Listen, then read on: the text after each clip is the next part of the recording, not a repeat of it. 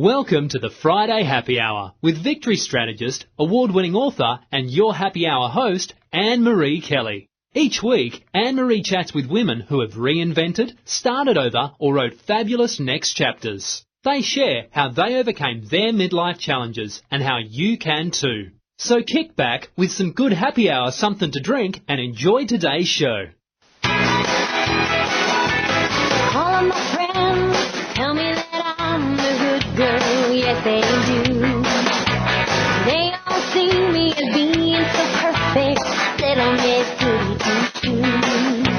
If I do something a little risque, they all gasp and I just say, ooh, girl. And welcome. You're listening to the Friday Happy Hour with me, Annmarie Kelly, and I'm that recovering good girl and your Victorious Woman Empowerment Partner. And this is where us victory chicks and you guys that care about us meet on Fridays to chat about things we can do to make our lives better and more fulfilling and give us a little more jazz and sparkle. I'm glad you came to Happy Hour today, and thanks for coming. Remember when it was easy to meet people at your kids' school and at work, and, it just seemed like you had a lot of people in your life. And now, between things like downshifting into a second or maybe a third career, downshifting into a second career, downsizing into a new house in a strange development, and also people passing on, we sometimes feel like we're losing old connections. So making new ones can be a challenge. So I asked America's connection diva, Bonnie Ross Parker, to Happy Hour to talk about ways to establish new connections. And it's not exactly about the new connections part. It's like different things you can do to attract them into your new connections into your life. Well, it happened again this week, the 25th school shooting since the first one in Columbine. When that happened at Columbine, I was doing a 3-day workshop at Social Security in Maryland and staying at some hotel nearby. It was after a day's work, and as I changed into exercise clothes, I turned on the TV and I was listening to the shocking horror that was that whole Columbine thing, and everybody was stunned. It was all over the news then, just like they all have been, all 25. And each time it's the same thing, talking to the survivors, asking why, remembering the victims. I was listening to one father, and he said his spouse didn't come to the memorial service, and he said, I just don't even know what to do next. It was heartbreaking. But then nothing changes, including the politics. It took barely a heartbeat for the political sides to whip out their talking points. They all said something has to be done about this. This can't happen anymore. But you and I know it will. I think it's because we aren't addressing the root cause. I don't believe it's just about guns. So, today when I Googled it, gun control arguments were front and center.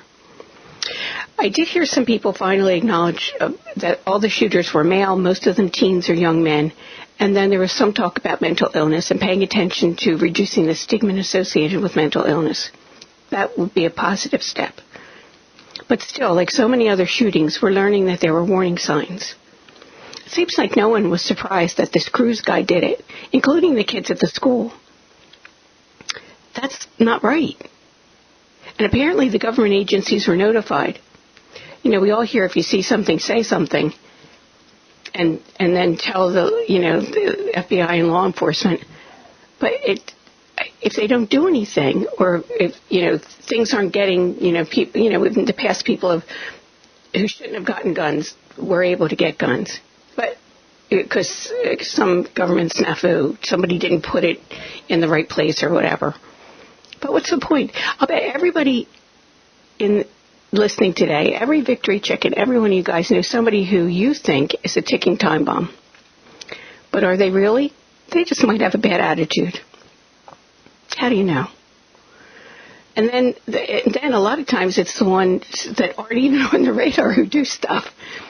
There's a woman out west, a friend of a friend, and one day her and her spouse got into an argument. He started beating her. He was holding her down and trying to strangle her, clearly trying to kill her. That man had murder in his heart. And I think that's one of the things. His intention was murder, just like the cruise guy shooter. But he didn't need a gun to do it. There's a lot more to that story, my story about the guy out west, but my point is that he had murder in his heart, and if someone does, whether it's that loud out west or this crazy cruise guy in Florida, any method will do. So how do you stop it? If you have murder in your heart, and you want to do it with a gun, some gun law isn't likely to stop you from getting one. But think about this. Whether it's a gun or a bomb, what kind of crazy or evil has to go on in someone's head to think about going someplace and killing a whole bunch of people? And this is something that's just always in my craw. Why are we not thinking about the normalization of mass violence? And that the place where normalization happens every day is in our own homes, through TV shows and movies and especially video games. Now, I'm not opposed to video games any more than I'm opposed to using guns for hunting. But last year, an article in Science Daily looked at research that showed that video games can change how your brain performs and even change the structure. Some of it can be good. Like, if a game is one of the brain teaser games, it can keep your mind sharper as you age. Also, there are video games that help stroke victims, and even a couple that help children who suffer from depression. Now, all that rewiring can be really useful to the person and to society. But those games aren't among the most popular ones. Most of last year's top 10 best-selling video games were violence-related. When you're gaming, not only do you shoot down the enemy, you think about it, you're shooting down the enemy, and then you're watching the blood spurt and heads fall off and, all the stuff that happens in a video game. And it's made to be exciting, and then you get rewarded. I shot 20 people. Now, if your brain is changing, if it's getting rewired to reduce the horror of murder, and you're trained to think of it as a win, almost nobody sees how damaging that is. And for the Hollywood crew to come out and talk about it, I'm flabbergasted. They're the ones producing the movies and the TV shows and the video games and doing the voices for the games. I wonder who they think they're kidding, taking the high road when talking about gun control. Seriously. And with their Hollywood clout, why are they not addressing the root causes of the problem? You know why? Because they're part of the problem. It's easier to blame the guns. But let's switch gears to talk about. But there's nothing that you or I can say that's going to probably make a difference unless we do it right in our own homes. But let's switch gears for a second and talk about the Olympics. First of all, last Friday, I passed up going to a show with Joseph to watch the opening ceremonies, and frankly, I should have gone to the show. I don't know what you thought of them, but the opening was too heavy on technology for me, and I thought it was boring. And I think it was too short. The show, not the endless parade of Olympians, because I don't even watch them. I think, when they come in and they're all excited, and it's, if you're right there or you are in the Olympian, it must be really exciting. But if you're not, you're mostly listening to commentators reading from some predictable script, and they never stop talking. I would have enjoyed the play more. Now, I don't know about you, but I usually enjoy the figure skating. But this year I've seen some of it, but not a lot. I watched some of the snow sports, which was less usual for me, including that teenager Chloe Kim winning half-pipe gold. She was so cute and excited. I love tuning into younger people when they have those kinds of happy experiences. I try to experience the same thing that they're feeling, which is kind of fun and exciting. But Olympic snowboarding, man, I'll tell you, I don't know how she and the other snowboarders do it. Like Shaun White, who won gold. And what I was noticing, I think it's funny. Shaun White looks old. Not old, but now he's 31. Remember when he first showed up and he was looking like a kid with long red hair and crazy antics? Well, now he's 31. He looks like a man. And he acts like one, too. And it's fun to watch the Olympians when you've seen them over 2, 3, 4 Olympics, and you see them mature, like Philly's own Tara Lipinski. She was a teenager when she won in 1998, and now she's a 35-year-old married woman, and she's still snappy. But I think the most fun one this year is Scranton-born Adam Rippon. Those gay guys, I'm telling you, they know how to have some fun, don't they? Well, he's really good, and he came from a really hard place in his life, and he's taken this whole Olympic thing with a light attitude. I'm sure he's not doing it when he's training. You don't get that good by accident. But that he's making himself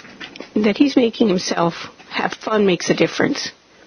That is, I watched a couple of our Olympians get all caught up in their heads and haven't been successful. To me, as a speaker, I know that staying out of your head and staying focused on your performance is the trick. But when you know how important the performance it is, that ain't easy. Even the amazing Barbra Streisand gets stage fright.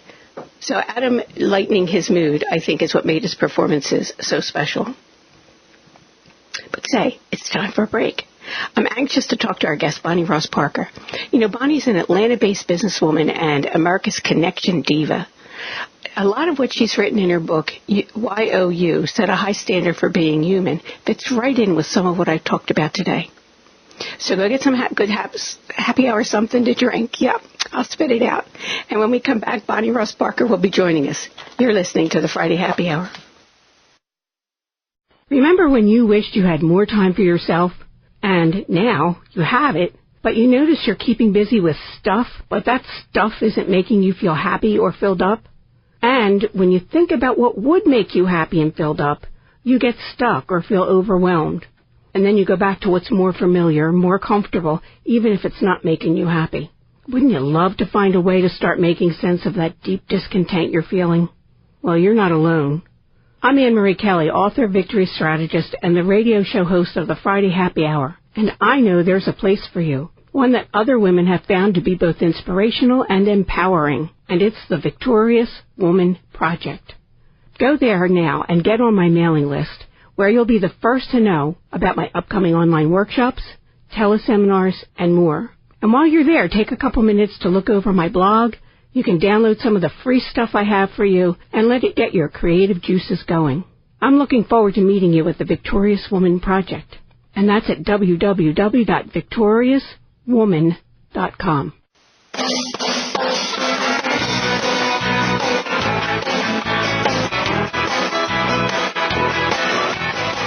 Welcome back to the Friday Happy Hour. I'm Annmarie Kelly, and I'm here with Bonnie Ross Parker.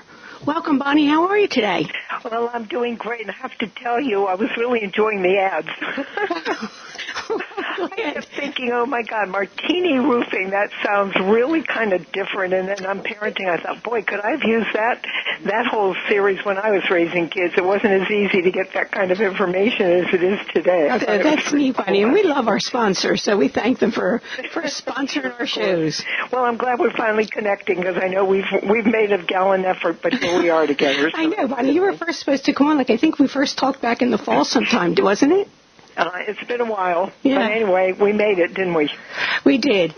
Now, listen, Bonnie, I was reading the foreword to your book, YOU, and I found it interesting, and especially interesting for today, in light of what happened at the school shooting this week. Would you tell my listeners why you wrote that book? Well, it's interesting that you would tie it into that horrific situation. But I guess I'd have to say, Annmarie, and to your listeners, that the bottom line in life's experience for me personally is relationships. It is and it will always be my number one priority. And so it's unfortunate that it takes horrific experiences for people to really come together. We've seen it with floods and earthquakes and mudslides and tragedies such as this, that people do care and people do feel compassion and people do come together. I just wish that it didn't take such catastrophic circumstances for us to truly value relationships and make them work every day, not just at these horrible times, but every day. The common courtesies, the different ways that people can relate to make life more meaningful and more worthwhile. So my heart's been pretty heavy on this whole thing as I'm Mine sure too, yeah. all of your listeners. You know. Yeah, all of us. And so, but the one thing that you wrote that I loved, and I sent a quote. I was emailing some guy that I am friends with in the UK, and he recently lost his stepmother, Wow. and the thing that I emailed him was about how you say joy is in the shared journey, and I never thought of this till I read YOU, was that you focus on the hour in journey. Right, yeah.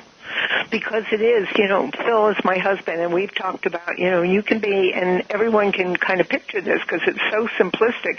We're all on the highway together. I mean, if you're caught in traffic, wherever you are, all cars are going in the same direction unless, obviously, there's a median strip. So everyone's going in the same direction, but what's interesting is that everybody is exiting somewhere else.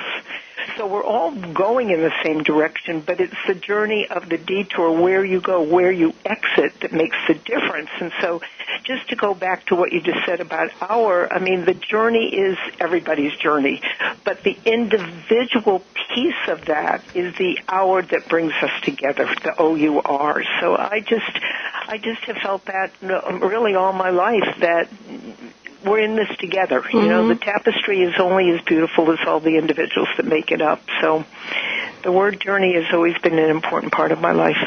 And you and I were talking earlier this week about when you were talking about that highway thing, and I was saying to you that it used to be that when I traveled, I would always surround myself with the white light and pray that God would take care of me and keep me.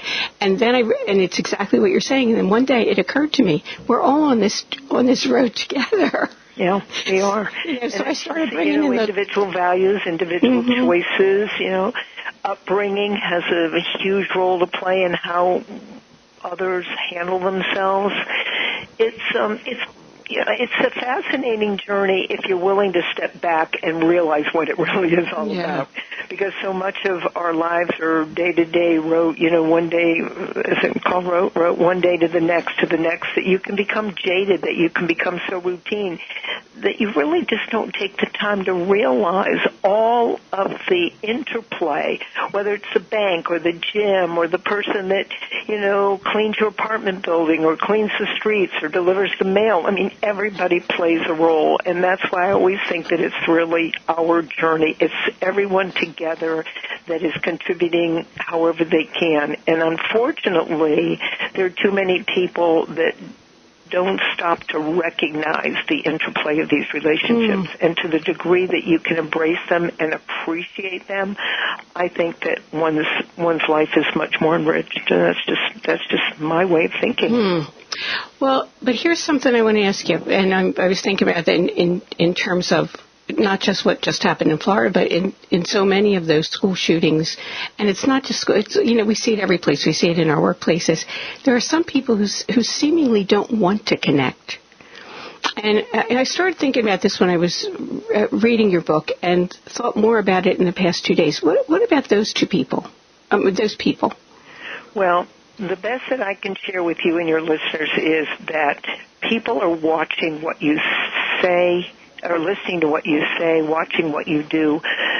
We don't go through life without being observed, no matter what. I mean, we are being observed, whether it's at the grocery store, or the bank, or the way we yelled at a kid in the grocery line, or the way we handled somebody in a parking lot because they parked too close to our car. And I've had that experience where somebody that was in a handicap situation but she couldn't literally get her wheelchair into her vehicle because the person next to her that was parked there didn't respect her space.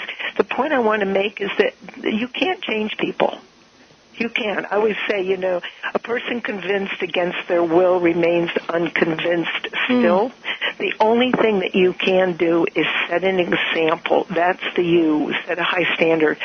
Be the person that you want others to recognize, or that you want to set an example of what this human experience is really all about. And that's all you can do. Listen, parents set an example for their kids, and their kids still go off and do things that are unacceptable. I mean, it happens because we're a community where we have free choice. And that's the problem. That's the joy in the problem. That's the yin and the yang. We have free choice, and from that perspective, we can be engaged or we can be distanced. We can set an example and make a difference, or we can, sit with our hands on our hips wondering why the world is such a cruel place to live. I mean, it's all choice. It's all choice. But I live with the realization that I set an example, and I don't say it to pat my back. I say it because it's the truth. I set an example through my own behavior, and that's the only thing I can control. That's the only thing that I have that is within my reach to do. Yeah, that's true. We can only control our own selves. Mm-hmm. Even though sometimes we try and do that to control others, but we really can only. Parents. I wrote an article once about my daughter, and the title of it was "Caring or Interfering."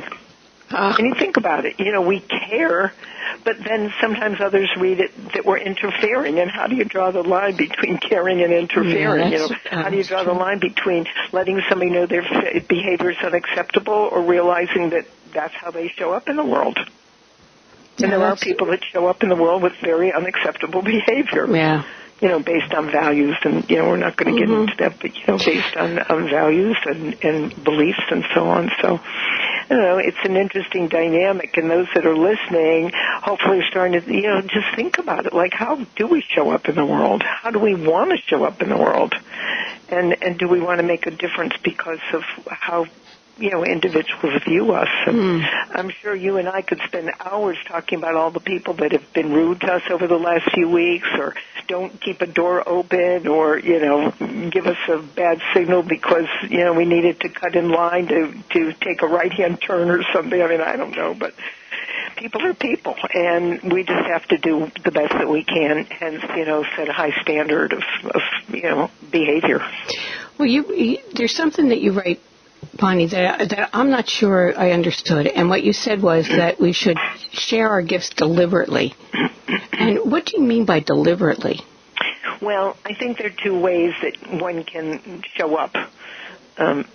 With intent, that's one way, with intent, or on autopilot. And what we're talking about now perhaps is intention, like showing up the way you want to be heard or the way you want to be remembered or the way you want to be seen. So when I say the word deliberate, I'm talking about being conscientious, like doing something because it's in your heart to do it. And it can be as simple as holding I think I mentioned this when we were talking earlier. It can be as simple as sharing gifts of being considerate. I have been in a parking lot where somebody is struggling to get packages in her arms to be able to go into the post office. Mm-hmm. So the challenge is first you take the packages out and you don't have a shopping bag, and then you're trying to close the door, and then you're trying to lock the door, and then you're trying to open up the door to go into the post office. So sharing gifts in this case might be just helping somebody. Interesting. And just going up to them and literally saying, I've been where you are. I know how challenging it can be. Can I help you?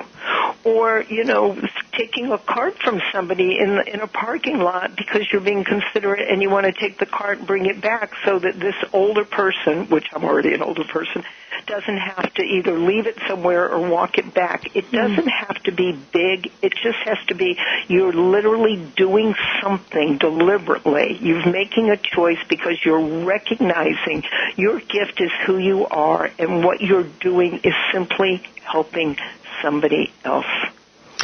And that's right. And sometimes, and it's good that, you gave two really good examples of ways that we could do that, and just, without, it's not a big deal, but it really, that little bit helped somebody else. Yeah. So I think the misconception maybe is the word gift, because a gift might imply something tangible, but I meant the word gift to be who you are and who you show up in the world. Bonnie, I want to talk a little bit more about this, and I want to talk about your treasure hunt, which just gives me such a giggle, but we need to take a break. So everybody hang with us, and we'll be right back. You're listening to the Friday Happy Hour. Hi, this is Annmarie Kelly, author, victory strategist, and the radio show host of the Friday Happy Hour. I trust you're enjoying my conversation with this fabulous, victorious woman. If you're getting inspired with ideas and feeling empowered, this is just the tip of the iceberg.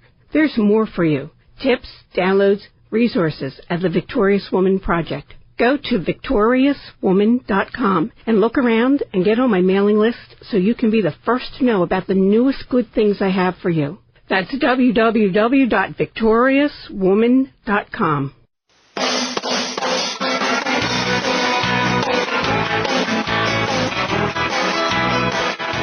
Welcome back to the Friday Happy Hour. I'm Annmarie Kelly, and we're here with Bonnie Ross Parker. And Bonnie, you know what I was wondering, if sometimes we're talking about the gifts and doing some things. What do you think it is in people that are not so sure about getting out of their own selves to help somebody else? Well, a lot of it is upbringing. I mean, my mother, God bless her, is going to be 95, Annmarie, and she was born and raised in Hartford, Connecticut. As a matter of fact, she just left Atlanta to return to Hartford for her remaining years. And we always tease that my mom could have been the mayor of Hartford, which, of course, is absolute. I mean, would not have likely happened. But I say that because, by example, I saw her in action. I saw her reaching out to individuals. I saw her, showing compassion. I saw the things that she did that I call, whether it's a treasure or the gift of yourself or whatever.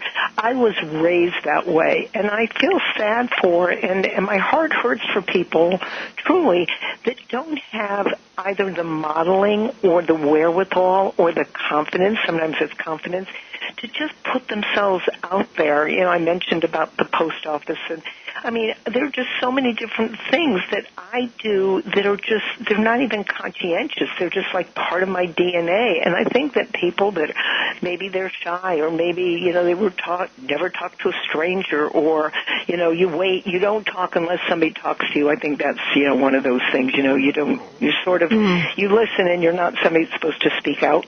Excuse me. I feel sorry for them, because I think that the richness of being confident and striking up conversations or reaching out to people adds so much value to your life. And if you're approaching somebody for whom that's not comfortable, to me, it sets an example of how they can be. And you know what, Bonnie, it doesn't matter if you're 30, 40, 50, 60, 70, and if you've never done it, it doesn't mean you can't start doing it. Of course. I mean, anytime. I can remember growing up, Annmarie, that we would be in let's say a supermarket or somewhere. I don't know. It's irrelevant. And my mother would stop to talk with somebody, and I would pull on her, and this was as a young girl. I'd put, Mom, let's go. She says, wait a minute. Just wait a minute. And it was her taking a moment, a minute, 2 minutes to talk with somebody. For whatever reason, I don't know what the reason was, and I certainly couldn't recall those conversations. But my mother found a way just to engage that didn't put anyone on the spot or didn't make anyone feel like, what's with this woman? There was just an engagement, whether it was standing in line, waiting your turn, or standing at the produce department and, saying to somebody, I don't know, these tomatoes look great. I mean, there is just something about modeling that helps people feel more comfortable and less, self-conscious? That'd be a good word, self-conscious. Mm-hmm. I think there's a confidence piece in something like this that just allows somebody to be that way. I've never looked at it and said that somebody's going to walk away and say, who the hell does she think she is? Or, I can't believe she stopped to talk to me. Or, that they might have dropped something. I said, excuse me, but, you dropped, whatever. So I think it's just either practice or overriding some of those early messages. I mean, I'm in my 70s, and I never get tired of meeting new people. I never get tired of striking up a conversation in an airport waiting room or even in a restroom. It's not like I say, oh, by the way, will you talk with me? But it could be a compliment. We talked about this, just complimenting somebody on the way they look, or I think your child is so well behaved. It's so refreshing to see, a child being willing to wait in line like the two of you have been waiting in line at the movie or something. I mean, I don't know, but... Well, Bonnie, let me stop you there. It's something that you wrote made me giggle, and this probably is at the basis of what you do, but you think we should approach people like as a treasure hunt. Really, Bonnie, like, what am I looking for? Well, you don't know. the thing is you really don't know. So how are we going to know that somebody is a treasure or somebody is special or somebody shares something with you that can make a difference? How are you going to know it if you never put yourself out there? It's like, you could be in a room, and I do a lot of network, as you know. You could be in a room and somebody's standing alone. This would be me now. So a treasure hunt would be, okay, well, I can let that person feel uncomfortable, standing alone. They've probably never been here before. They're self-conscious. They're probably thinking maybe I should get the hell out of here. Or I can go up and start talking with them. And I can just go up and say, I wouldn't say, oh, I know you're staying alone, but I would go up to somebody like you, Annmarie, and I said, oh, my gosh. I said, this place is really crowded. Did you expect that many people to be here? And we start talking. The next thing I know that you have a radio show and you say, I've really enjoyed talking with you. Would you ever be interested in being a guest on my radio show? And that's, see, how would I have known that? Yeah. I've gotten speaking engagements, literally paid speaking engagements, just by engaging people that find out I'm a speaker and an author and say, do you ever do, whatever? As a matter of fact, that's something I do. Would it be okay if we exchange cards? I'd really like to call you. That would be great. You don't know what the treasure is unless you're willing to step out. And I call it treasures because to me there's a treasure in every person that walks the planet if you're just willing to give them a chance and to be totally unconditional and just know that whatever the approach is, whatever the opportunity is, it may or may not go anywhere, but nothing's lost and something could be gained. So I just think of people as being treasures. That's just my little thing. I like it. I think it's an interesting way because it just as any treasure hunt. Like sometimes you can poke around something and not find what it is that you're looking for, and other times you're like, there it is. So if you don't ever look, you don't ever know.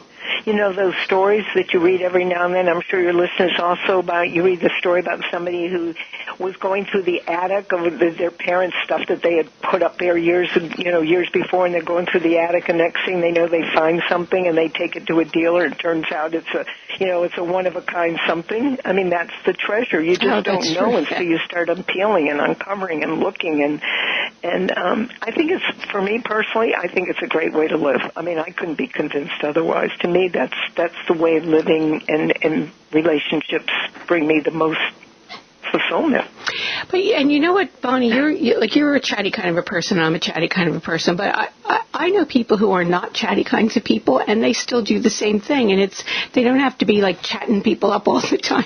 Like Joseph used to say, wasn't Joseph, my girlfriend used to say, you could talk to a dead person and get them to answer, but that's just me because I'll be that chatty like that. But I know too many people who aren't like that, but they still are able to strike up a conversation. Well, I don't think that you and I maybe are the best examples if, in fact, this is just such a level of self-confidence. I think whatever anyone's willing to do, I think the bottom line is, what is one's approach about relationships? Are your relationships only familiar? Are your relationships open to fresh and new conversations? Are your relationships, satisfying in a way that you're not looking to invite anyone else into your life? And I'm not suggesting that I go around there picking up people to have conversations. I think what I do is I look for opportunities if I feel that it just would make somebody smile.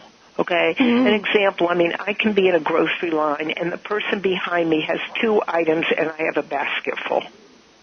And I'll turn around and say, excuse me, but, I noticed you only have 2 items. I'm happy for you to go in front of me.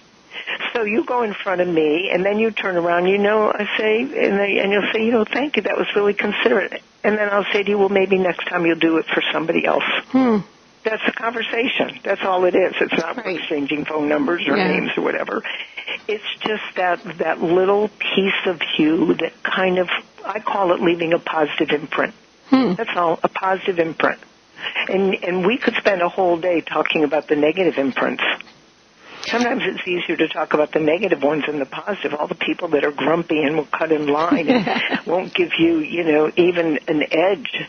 And then we can talk about people who hold the door open, as in the case when I'm in the gym. They hold the door open, or they help in a parking lot. Or I've seen women that have had, 4 or 5 balloons, and they're trying to put them all in the car because obviously they're taking them to a party, and I've gone over and helped them. And all I do is say, you know what, it's really hard to put, helium balloons in the car. Let me go on the other side and help you get them in. And then they'll say, thank you, and I say, you know what, have a great party. What did it take? 30 seconds, right. 40, and then I get in the car and I feel good. Well, it was kind of nice helping somebody and, make it easy, because they literally cannot do it by themselves. Right. The balloons are flying up and the others are getting in, and those are the little things that if you look out for the opportunities, they're there, and if you don't, then I think you're losing out. It's just my opinion. Yeah, mine too, Bonnie, because and one of the things, and it's kind of what I think that you're getting at, that I wrote a book called Victory by Design, and you say that in your book, to live your life by design, and that if you aren't designing your life, somebody else is doing it for you, and you may not really like how it is. Yep. And so do it. So I think that doing what you're talking about is making a point to, even if it's just once in the course of a day till you develop a comfort level, to sort of step out of your own comfort zone. Well, I'm very much about what I've been spending time with you talking about. I'm very much about gratitude. And when you say, well, what about people that aren't quite ready to do that, or they're not quite comfortable or confident?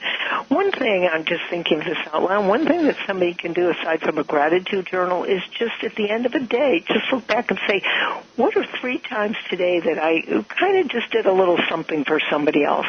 And that could have been in the postal line, that could have been in the grocery store, that could be at the cleaners, that could be, just anything, really, writing a thank you note you've been meaning to write, or calling a friend that you've kind of lost touch with.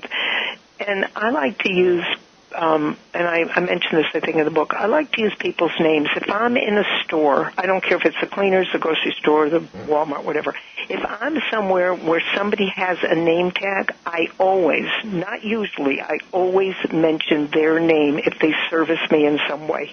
If and people love that, don't they? Thank you, Devon, for bagging my groceries. If it's in the post office, have a great day, Mr. Connell. I always use people's names, and I always express appreciation, because that goes back to the top of our conversation. It's just these little things that make a difference for people, that they're more than just the cashier. They're more than the person that says to you, it's aisle 14, but let me walk you over there.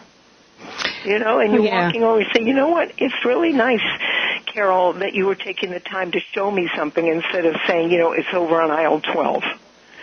And those are such little things. And that person, Carol, will look back on that day and say, I had this customer, and she was so nice. She just made a point of thanking me. How many people get thanked at Home Depot or Walmart I or whatever? probably think that probably not a lot. Probably not a lot, but we can all do it. The listeners can say, I appreciate you, or thank you, at the bank or whatever. And then there's certain people that wait on me that I'm sure that I'm one of their favorite customers. I'm sure, because I'm always so nice to people. Listen, we need to take a break. We don't see nice things in the airport when people are, missing flights and standing in line, but you can still be nice to people if you have the mindset and the confidence to do it, I think. Bonnie, we need to take a break. So there's a couple things that before we leave today that I want to ask you about. So let's everybody stay with us, and I'll ask you when we come back. You're listening to the Friday Happy Hour. Are you one of those women who lived the first part of your life as a really good girl? That is, you did all the right things and followed all the so-called rules for women? I was like that too. But have you noticed that once you passed 40, you have less patience for those rules? Maybe you even think that the rules really don't make sense for you anymore. Maybe they never did and you just didn't realize it. Do you want to go where other recovering good girls meet to inspire each other and support their new empowered selves? Then join me, Annmarie Kelly, and some very fabulous victorious women. We're on Facebook at the Victorious Woman Project. So go to facebook.com/Victorious Woman Project. I'll talk to you there.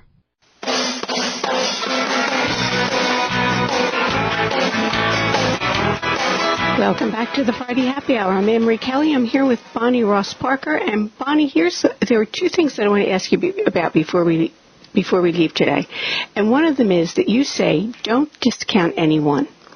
And I'll bet a lot of us do that without even realizing it.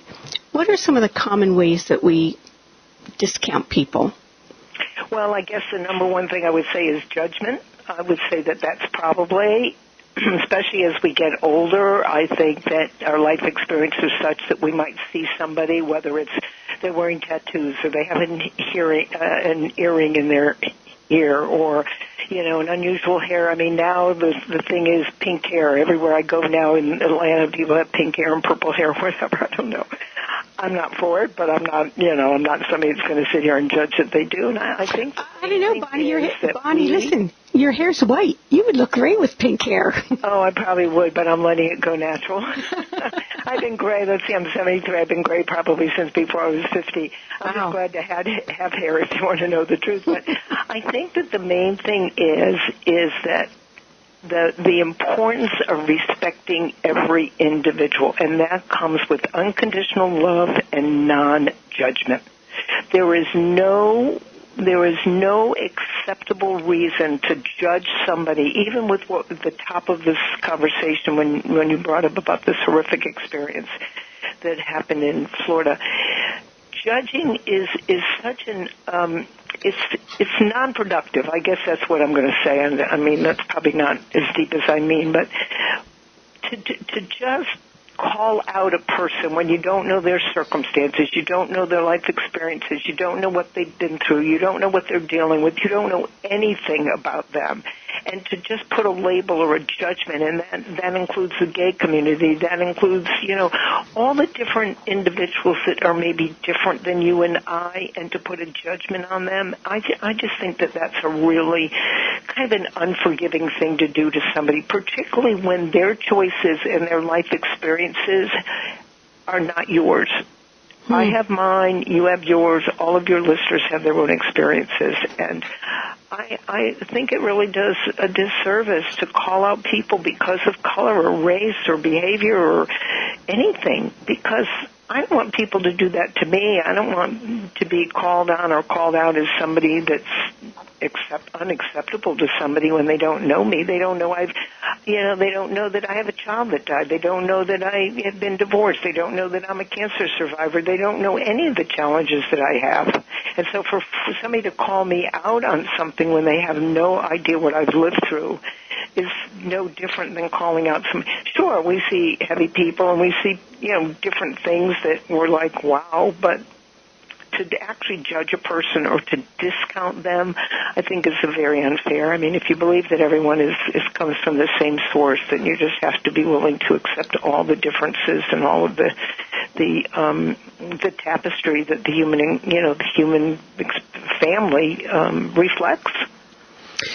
It's not easy. I'm not saying it's easy. I sometimes I think it isn't easy. On the other hand, I also think that people go through some pretty tough things, and then they're expected to be normal, and I just don't think that that's necessarily true. I think it's hard to be normal with what we would call normal, living within the confines of what a society expects. If you've been tortured or abandoned or all the things that the people endure today, I think we need to exercise more forgiveness and more understanding and more appreciation for how fortunate we are. Because we're very fortunate. Everyone that's listening is very fortunate. I know that just because they're listening and they have time to do this and they want to learn. And I think we have to give people some, I don't want to say leniency, but something that gives them a right to just try and navigate their own lives. I don't think it's easy. So let me ask you this. You have something called the Tell Someone You Love Them campaign. Now, what is that? Well, I don't know if you email your listeners or what, Tell Somebody You Love Them campaign. I have and I'll send it to you. I have an I Love You handout that I do that basically says that because of all the pain, given that there's so much pain in the world, there's so much uncertainty in the world, there's so much that causes those of us that care so much angst and distress, whatever, that telling people you love them is a way of saying, I accept you. I accept you. With all your flaws, with all your mistakes, with all of the things that maybe don't fall in line with my value system. And I'll email it to you when we get off the phone, and you'll be able to, maybe post it on your website or something. But it's just, I think we need more love, and I think we need more acceptance, and I think we need less judgment, and I think that we could all do a better job. I just do. Well, I think our politicians can do a better job. I think that people that are suffering, I know a gal that went through the foster system that was abused, that went through horrific experiences. Well, she never robbed a bank, she never killed anyone, but she could have, just based on what she went through. It was horrific. She wrote a book about it. So, it's, I think we just need, the world needs love, sweet love. I mean, that's true today as it was probably, 30, 40 years ago? Well, yeah. Wasn't it the Beatles? What the world needs now is love, sweet love. Yeah, who was, I think, I'm just trying to, was it Dionne Warwick? I don't know. Yeah. But let me ask you this question. Do you think that in your tell someone, and you did, when you sent me your book, you did send a little piece of paper in it. Does it say I love you, the little blue one? Yes. Oh, okay. And I sent it to you. Okay, and so okay. When I saw it, I thought, oh, that's really nice, except, do you think that's a little risky in these days of sexual harassment and the hashtag #MeToo movement? Not at all. I don't send it out. When I send somebody a card, I put it in there. When I send somebody a thank you note, I put it in there. I do it willingly because I'm trusting that the recipient accepts the message for what it is, that we all need to just express more love. It's never even occurred to me that anyone would take something from me, knowing me the way they do, and think anything less than this is Bonnie sharing love, which is who she is. It would never even occur to me. Yeah, when I saw it, and it didn't. The piece of paper that I got didn't say "I love you." It just said "Tell somebody you love them today." Tell somebody you love them today. Well, then I'm going to send you the one. It's called, and I could grab it, but it would take a moment to read it. Okay, so tell somebody you love them today is part of something bigger, which is an I love you piece that I created and that I mail out, which is, it has a heart, and it basically says that with everything going on, we need more love in the world. And that's the piece I thought I'd sent you. Oh, okay, yeah, I didn't get that piece, but all right, so you can email that to me and I'll post it. Out.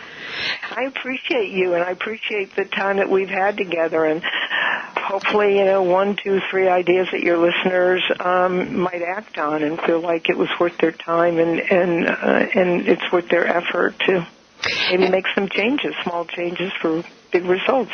You never know, right? And Bonnie, I appreciate that you came, and you don't ever know, but I appreciate that you came today. But before we go, I need to ask you, what's the thing with the boots? It's all over your website. Cowboy boots. Well, okay. Then the next question is, how many pairs do I have? That's usually the second question. But the answer to the first one, the short version is, I am on a second marriage. Phil and I have been together 29 years. My former husband was very tall, and I wore very high heels. Well, when Phil and I started to date, and we're about the same height, I didn't feel comfortable, and he wore cowboy boots. So I said, buy a pair of cowboy boots. I have very long legs. And so the flat shoes weren't that becoming. So then I bought one pair, then I bought 2 pairs, then I bought 3.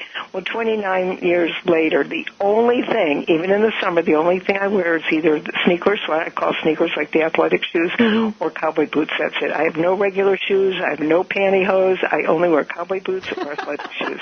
So that's probably the short version. Good, and Bonnie. I do have them for holidays. I have them seasonal. I have light colors. I have winter colors. I have with sequins.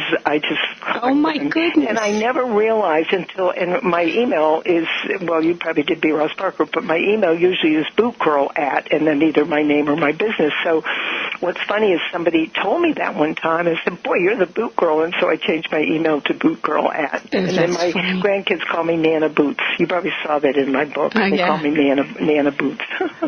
Bonnie, we have to run, but tell my listeners how they can find you. Well, I think really the best way to find me is BonnieRossParker.com. There's no hyphen, just Bonnie, BONNIE, Ross, ROSS, Parker.com. And I have a lot of great information in there, and if somebody wants to email me, they can email me, brossparker, that's probably quicker, brossparker@gmail.com. I love hearing from listeners. If somebody wants to email me at brossparker and maybe share a commitment or a promise that there's going to be a shift in their behavior in some way, I'd be happy to reciprocate and maybe send them that I love you. That would be a great thing for them to have, and they can print. That's, pretty much the best way to reach me, either through the website or brossparker@gmail.com. And I love hearing from people. I do hear from people now and then, and I'm always willing to reciprocate and send something of value in return. Well, Bonnie, that's great, and I've read your blog, and your blog is interesting too. So, listen, and that's on there too, BonnieRossParker.com right. blog, and I try to do that, twice a month. And thank you for that. And you can comment, or your listeners can comment, and I do my best to kind of put something out there that I think will have value for other people. Because really, that's kind of how I lead my life. So, thank you for that acknowledgement. Yeah, thank you, and thank you for coming to Happy Hour today, Bonnie. Have a great weekend. And you the same. Thanks, Annmarie, for finding me, and all the best always. Thank you. And to all you Victory Chicks and you guys, I talked about the school shooting earlier, and before we leave, and the Olympics. But before we leave, I think it kind of overshadowed the love holiday of Valentine's Day. I hope you had a wonderful one, even if you were celebrating it with your favorite Valentine, yourself. My quote for you today comes from Mother Teresa, who said, "People who love each other fully and truly are the happiest people in the world. They may have little and they may have nothing. Everything depends on how we love one another." So in the best spirit of Bonnie Ross Parker, I love you, and I wish you love this weekend. And listen, don't forget to notice that we have almost a whole extra hour of daylight in our days. Yay! Thanks for joining me on the Friday Happy Hour. Please come back next week and have a victorious weekend. Jen's on.